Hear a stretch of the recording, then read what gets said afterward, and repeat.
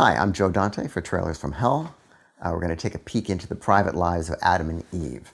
I seem to be the sole commentator on this site, whoever has much to say, good or bad, about famed exploiteur Albert Zugsmith, who directed, produced, and wrote some of the oddest movies ever made in Hollywood, including his cracked masterpiece, Confessions of an Opium Eater, which I expound at length upon elsewhere on this site.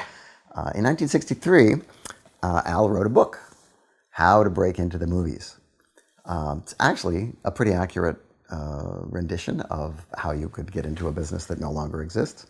But I was determined, for whatever reason, to use it as a prop in my first picture, Hollywood Boulevard. So I had Candace Rowson, who plays an aspiring starlet, sitting on a bus bench in Hollywood reading How to Break into the Movies.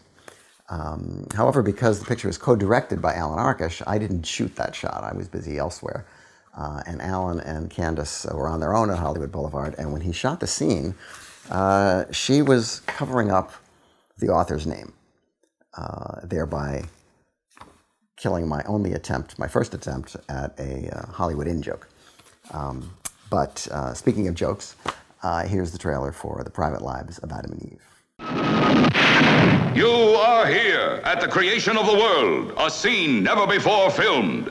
And now to describe this earth-making event, we bring you Walter Winchell. Mr. and Mrs. America, Mr. and Mrs. Universe, and all the ships at sea, this is your correspondent, Walter Winchell. Columnist Walter Winchell narrates this wacky trailer because Zugsmith, a former reporter, loved to hobnob with newspaper people and often gave them small parts in pictures.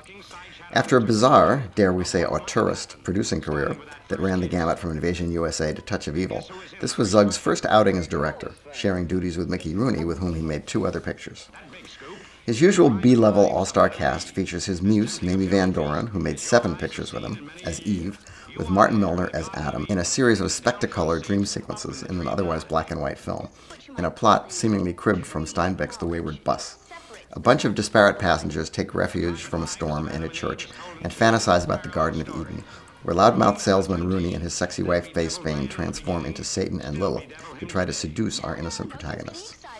Paul Anka warbles the Not Bad theme song, and Sexy Tuesday Weld, in the first of her 2 Zugsmith outings, knocks the other girls out of the park, even though she's only in the framing story. Like so many of Zugsmith's films, this one's an acquired taste. If the sight of the Mick in a Sunday school play quality snake costume appeals to you, this is your cup of brimstone. Occasionally it's even funny. Just try to find it.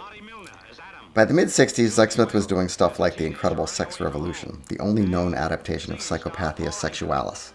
But by then his craft was ebbing, and he finished his career doing softcore porn. He had the tabloid iconoclasm of that other indie maverick, Sam Fuller, but lacked Fuller's focus and drive. But Zug's frequently sleazy and energetic movies, often centered on miscarriages of justice, are, I think, worthy of further study.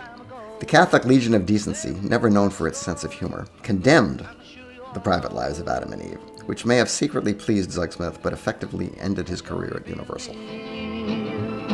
The private lives of Adam and Eve.